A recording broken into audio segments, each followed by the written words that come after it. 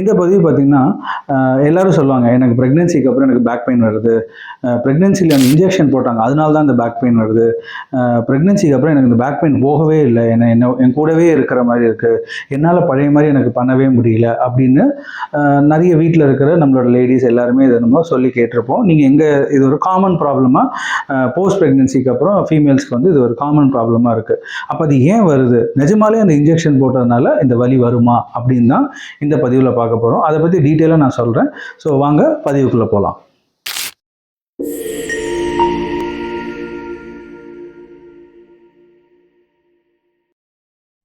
வணக்கம், doctor Harishkumar, senior physiotherapist, ergonomist and மயாலஜிஸ்ட்.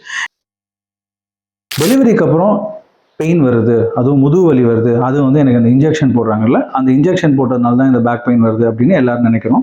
But அது நிஜமாலே உண்மையான்னு கேட்டிங்கன்னா அது இல்லைங்க. ஏன்னா இன்ஜெக்ஷன் போடுறது வந்து தண்டுவடத்தில் போடுறாங்க. அது L1 L2 அந்த லெவல்ஸ் இருக்குது. அந்த லெவலில் போடும்போது அது உங்களோட இடுப்பு கீழே இருக்கிற சதைகளோட தன்மையை வந்து ரிலாக்ஸ் பண்ணுறதுக்கும் வலியோட உணர்வை தெரியாமல் இருக்குன்னு தான் பண்ணுறேன். அது எபிடியூரல் இன்ஜெக்ஷன் அப்படின்னு சொல்லுவாங்க. அது பண்ணும்போது உங்களோட பெயினை வந்து உங்களோட பிரெயினால் சென்ஸ் பண்ண முடியாது. அப்போ உங்களுக்கு அந்த வலி தெரியாது. இதுதான் பேசிக் ஐடியாங்க. அப்போ அந்த ப்ரெக்னன்சி ப்ராசஸ் எல்லாமே ஆஸ் நார்மல் அஸ் ரெகுலராக நடக்கும். அந்த நார்மல் ப்ராசஸ் நடக்கும்போது உங்களுக்கு பெயின் தெரியாமல் இருக்கிறதுக்காக தான் இந்த இன்ஜெக்ஷன் போடுறாங்க. அப்போ ஏன் சார் முதுகு வலி வருது? எனக்கு ப்ரெக்னன்சி டெலிவரிலாம் ஆனதுக்கு அப்புறமே எனக்கு வந்து முதுகு வலி வருதே அப்படின்னு கேட்பாங்க. இந்த முதுகு வலி வர்றது வந்து சிசேரியன் பண்ணாலும் வரும், நார்மல் டெலிவரி ஆனாலும் வரும். 2 பேருக்குமே வரும். ஏன்னா 2 டெலிவரி டெக்னிக் தான் வேறையே தவிர ப்ராசஸ் எல்லாமே சேம்.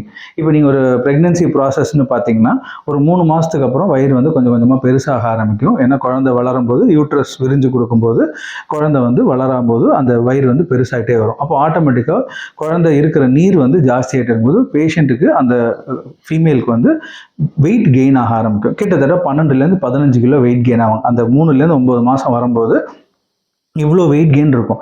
அந்த வெயிட் கெயின் ஆகும்போது வயிறு பெருசாகும்போது ஆட்டோமேட்டிக்காக முதுகு தண்டுவட மசில் வந்து ஸ்ட்ரெயின் ஆக ஆரம்பிக்கும். அதாவது ஸ்ட்ரெஸ் ஆக ஆரம்பிக்கும். அந்த லோடு ஜாஸ்தி. ஏன்னா அந்த வயிற்று குழந்தைய தூக்கணும்ல. நீங்களே நடக்கும்போது பார்த்துருப்பீங்க, நல்லா ஆர்ச்சாக வச்சுட்டு வயிறை தள்ளிட்டு தான் வந்து நடப்பாங்க.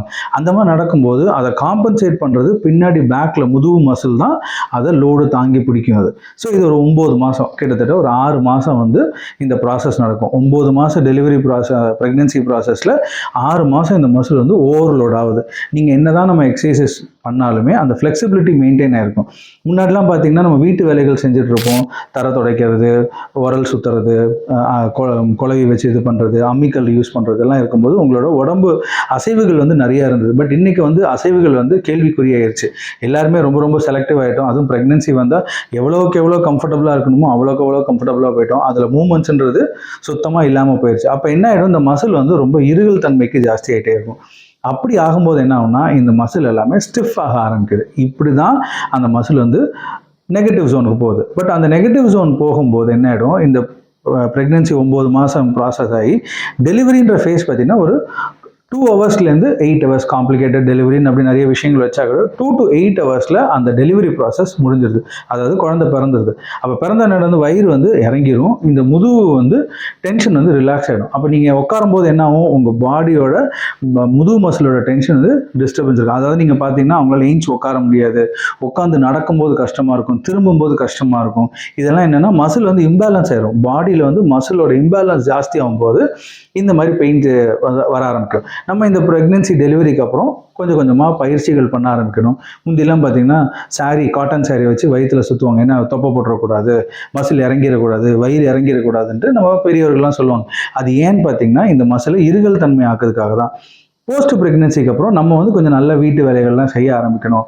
பாப்பா குளிப்பாட்டுறதுலேருந்து நம்ம வேலைகள்லாம் நீங்கள் இண்டிபெண்ட்டாக நீங்கள் செய்ய ஆரம்பிக்கும் போது இந்த மசில் வந்து எக்ஸசைசஸாக ஆக ஆரம்பிக்கும். இதெல்லாம் நீங்கள் கரெக்டாக பண்ணிட்டு வந்தீங்கன்னா இந்த பேக் பெயின்ற ஃபேஸே வராதுங்க. ப்ளஸ் நீங்கள் போஸ்ட் ப்ரெக்னன்சிக்கு அப்புறம் நீங்கள் உங்களோட ஃபுட் ஹேபிட் வந்து அப்படியே மாறிடும். ஏன்னா நீங்கள் வந்து 2 ஜீவன்களுக்கு கொடுக்குற மாதிரி இருக்கும். உங்களோட ஆகாரமும் இருக்கும், உங்கள் குழந்தைக்கு கொடுக்க வேண்டிய ஆகாரமும் இருக்கும்போது நீங்கள் சாப்பிட்ற ஃபுட் ஹேபிட்ஸ் எல்லாமே 2 times இன்க்ரீஸ் ஆகும்போது ஆட்டோமேட்டிக்காக ஒரு பாடி வெயிட் கெயின் ஆகும். அப்போ அதை ஈக்குவலாக நீங்கள் காம்பன்சேட் பண்ணுறதுக்கு உங்கள் ஃபிசிக்கல் ஆக்டிவிட்டியை நீங்கள் இம்ப்ரூவ் பண்ணணும். பட் அந்த ஃபிசிக்கல் இம்ப்ரூவ் பண்ண பண்ணுறத கொஸ்டின் மார்க் ஆகிடும். ஏன்னா யாருமே பெருசாக பண்ணுறது கிடையாது. அதனால தான் போஸ்ட் ப்ரெக்னன்சிக்கு அப்புறம் வெயிட் கெயின் ஆகுது. பட் இன்றைக்கி நிறைய கேர்ள்ஸ்க்கு வந்து விழிப்புணர்வு வந்துருச்சு. ஆமாம், இது வந்து இதனால தான் இது வருது, இந்த வெயிட் கெயின் வந்து போஸ்ட் ப்ரெக்னன்சிக்கு அப்புறம் தான் வருதுன்ட்டு. அதை நீங்கள் அண்டர்ஸ்டாண்ட் பண்ணிவிட்டு போஸ்ட் ப்ரெக்னன்சி எக்ஸசைசஸ்னு தனியாக ஒரு செக்மெண்ட் ஆஃப் எக்ஸசைசஸ் இருக்குங்க. அந்த எக்ஸசைஸை ஒரு நல்ல ஃபிசியோதெரபிஸ்ட், எக்ஸ்பீரியன்ஸ்டு ஃபிசியோதெரபிஸ்டோட கைடன்ஸில் நீங்கள் அந்த எக்ஸசைசஸ்லாம் பண்ணிங்கன்னா போஸ்ட் ப்ரெக்னன்சிக்கு அப்புறம் உங்கள் பாடி வந்து ஃப்ளாபி அப்டமன் இருக்காது, யூரினரி இன்கான்டினன்ஸ் ப்ராப்ளம் இருக்காது, பேக் பெயின் இஷ்யூஸ் இருக்காது. இது மாதிரி நிறைய பெனிஃபிட்ஸ் அதில் தெரிய ஆரம்பிக்கும். அப்படி இல்லைன்னா கூட, சார் எனக்கு வந்து அதுக்கெலாம் செலவு பண்ண டைம் இல்லை, எனக்கு ஸ்பெண்ட் பண்ண டைம் இல்லை, எனக்கு மணி கிடையாது, எனக்கு இதெல்லாம் ஒரு இஷ்யூ இருக்குது அப்படின்னா அதுலேயும் பிரச்சனை இல்லைங்க. ஒரு ரெகுலர் ஃபிசியோதெரபிஸ்ட்டை போய் பாருங்கள். போஸ்ட் ப்ரெக்னன்சிக்கு அப்புறம் பண்ணக்கூடிய சில சிம்பிள் எக்ஸசைசஸ் இருக்குங்க. அந்த எக்ஸசைசஸை ஃபிசியோதெரபிஸ்டோட அட்வைஸ், அது வந்து கைனகாலஜி ஸ்பெஷலிஸ்ட் இருக்குன்னு அவசியம் கிடையாதுங்க. ஒரு ரெகுலர் ஃபிசியோதெரபிஸ்ட் போஸ்ட் ப்ரெக்னன்சிக்கு அப்புறம் பண்ணக்கூடிய சில எக்ஸசைசஸை இருக்குங்க. அதை வந்து உங்களுக்கு நீங்கள் ட்ரைனிங் எடுத்துகிட்டு அதை நீங்கள் ரெகுலராக பண்ணீங்க அப்படின்னா, சின்சியராக நீங்கள் பண்ணீங்க அப்படின்னா இந்த ப்ராப்ளம்லேருந்து கம்ப்ளீட்டாக வெளில வந்துடலாங்க. அந்த சர்ஜரிக்கு போடுற இன்ஜெக்ஷன்னாலேயோ இந்த பேக் பெயின் வராதுங்க. சர்ஜரி பண்ணுறதுனாலையும் இந்த பேக் பெயின் வராது. அந்த இன்ஜெக்ஷன்னாலேயும் இந்த பேக் பெயின் வராது. It is because of the structural deformation happening in your body because of the pregnancy process. ஓகேங்களா? இதனால தான் பேக் பெயின் வருது. இதை நீங்கள் அண்டர்ஸ்டாண்ட் பண்ணி அதுக்கு உண்டான பயிற்சிகளை நீங்கள் கரெக்டாக நீங்கள் பண்ணீங்க அப்படின்னா இந்த ப்ராப்ளம்லேருந்து நீங்கள் கம்ப்ளீட்டாக வெளில வந்துடலாம். ஹோப் இந்த வீடியோ வந்து ஒரு இன்ஃபர்மேட்டிவாக இருக்குன்னு நினைக்கிறேன். ப்ரெக்னன்சினால பேக் பெயின் வர்றது, இல்லை எபிடியூரல் இன்ஜெக்ஷன் போடுறதுனால பேக் பெயின் வர்றது ஏன், அதுலேருந்து எப்படி நீங்கள் ஓவர் கம் பண்ணலாம் அப்படின்றது இதில் கிளாரிட்டி கொடுத்துருப்பேன். இன்னும் ஃபர்தர் டவுட்ஸ் எதாவது இருந்தால் நீங்கள் சொல்லலாம். எல்லாருக்கும் ஒரு கொஷின் இருக்கும், இதை பற்றி எக்ஸசைசஸ் எப்படி சார், இந்த எக்ஸசைஸை நீங்களே சொல்லலாமே அப்படின்ட்டு.